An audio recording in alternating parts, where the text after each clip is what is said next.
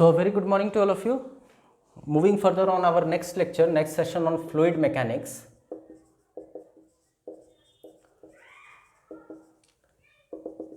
Today we are going to understand a very important concept, and that is effect of temperature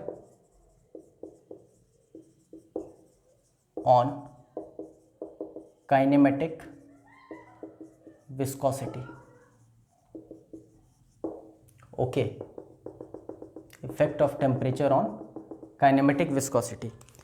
बहुत आसान है, nothing to memorise. आप अगर logic समझ लोगे तो एग्जामिनेशन में आराम से बना सकते हो.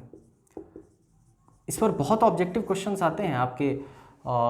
गेट को अगर स्टैंडर्ड मान लो, या फिर जूनियर इंजीनियर या फिर असिस्टेंट इंजीनियर के एग्जाम को अगर स्टैंडर्ड मान लो, तो there are number of questions जो इस टॉपिक से पूछे जाते हैं.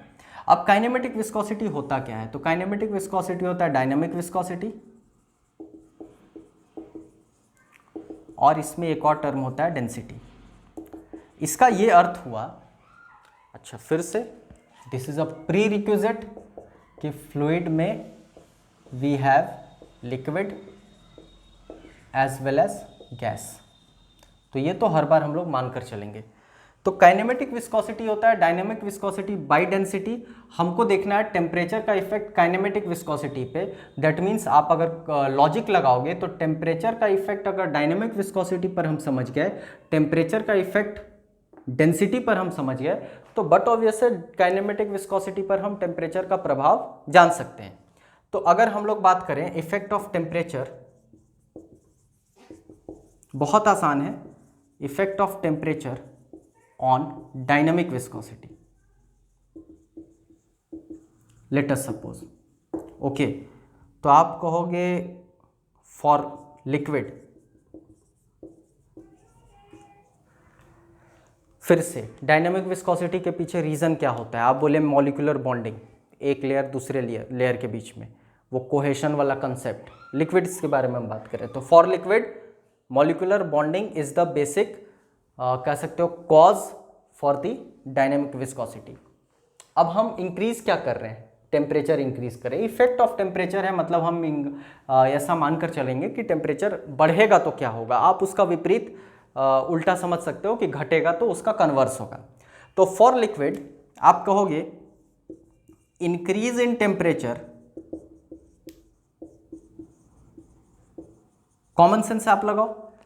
मॉलिक्यूलर बॉन्डिंग, हमने उसको हीट दे दिया, टेम्परेचर बढ़ा, बॉन्ड टूट गया, रेजिस्टेंस कम हुआ, तो हम कहते हैं increase in temperature will decrease dynamic viscosity. बहुत आसान है. अच्छा, for liquid increase in temperature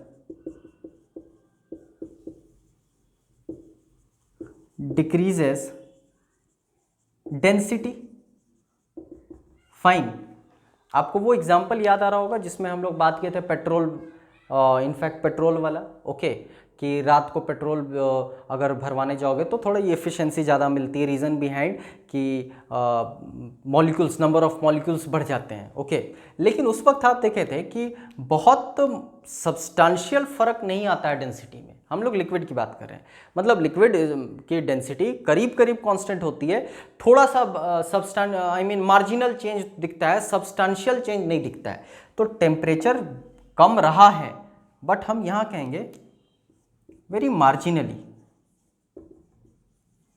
okay.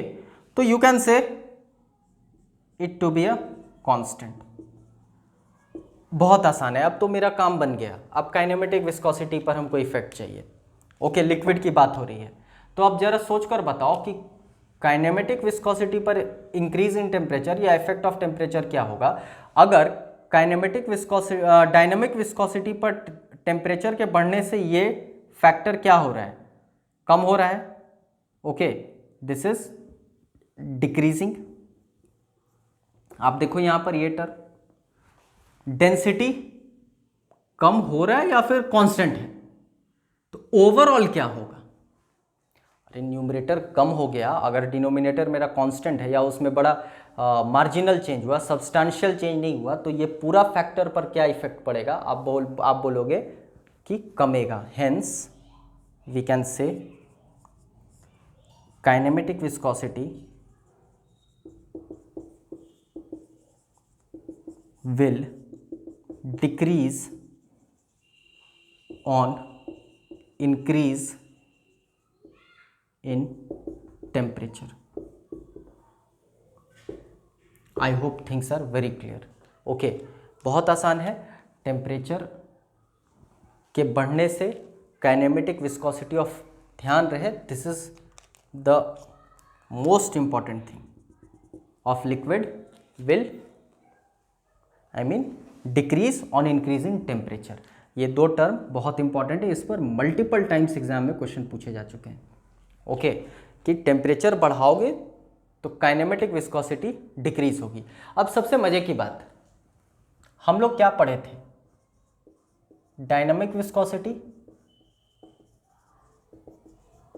Will decrease on increase of temperature. अरे वही लॉजिक हो गया आपका कि बॉन्ड टूटा, ओके, टेम्परेचर बढ़ा, बॉन्ड टूटा, रेजिस्टेंस कमा, डायनेमिक विस्कोसिटी कम हो गई। खास बात यहाँ ये दिख रही होगी, इनफैक्ट इंटरेस्टिंग ये है कि डायनेमिक विस्कोसिटी भी इंक्रीज इन टेम्परेचर पर घटती है और काइनेमेटिक विस्कोसिटी भी इंक्रीज इन टेम्परेचर पर घटती है। Okay, you can easily have a concept on it, rather you can memorize also, because दोनों के केस में क्या हो रहा है, आंसर वही सेम है। Okay, just have a look. हम लोग फिर देखेंगे गैस के केस में।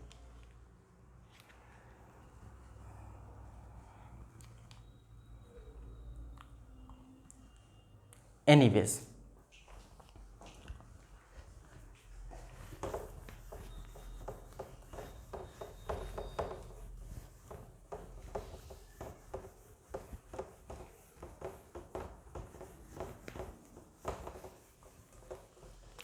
प्रीवियस लेक्चर अगर आप फॉलो किए हैं विस्कोसिटी वाला, तो उसमें ये हम लोग चर्चा कर चुके हैं, फिर से कर रहे हैं अभी, कि गैस के केस में, let me erase this also, okay, for gas, okay, in fact gases,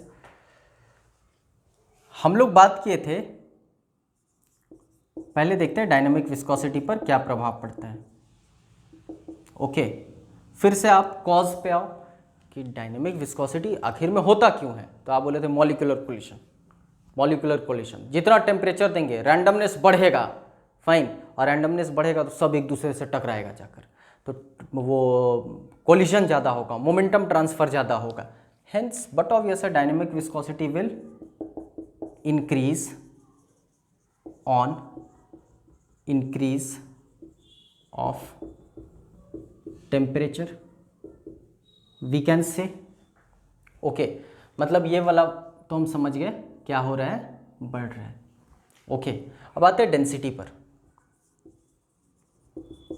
अब डेंसिटी के लिए तो, गैस के लिए तो हम लोग के पास आइडियल गैस इक्वेशन है हमेशा, ओके, जिसको यूनिवर्सल गैस इक्वेशन भी कहते हैं, P V is equal to M R T, जो होता है P is equal to M by V R T, जो होता है P is equal to rho R T.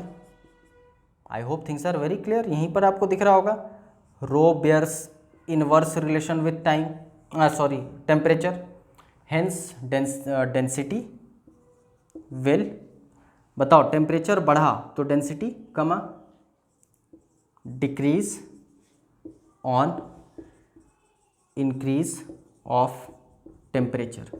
अपना काम बन गया। ये तो और इंटरेस्टिंग है, ये तो बढ़ रहा है और ये उल्टा और घट रहा है, तो न्यूमरेटर बढ़ रहा है और डिनोमिनेटर घट रहा है, तो ओवरऑल इम्पैक्ट क्या होगा, बट ऑब्वियस है होगा, ज़्यादा होगा और सब्सटेंशियल ज़्यादा होगा। Hence we can say kinematic viscosity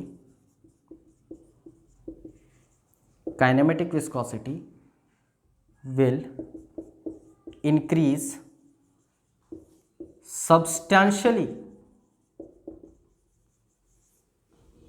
on increase of temperature. These are some of the very important,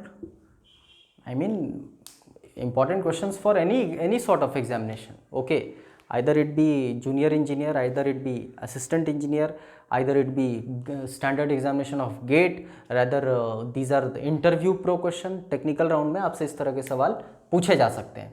Anyways, so this was your effect of temperature on kinematic viscosity. In our next lecture we will look the effect of pressure on kinematic viscosity. That's all for today. Thank you.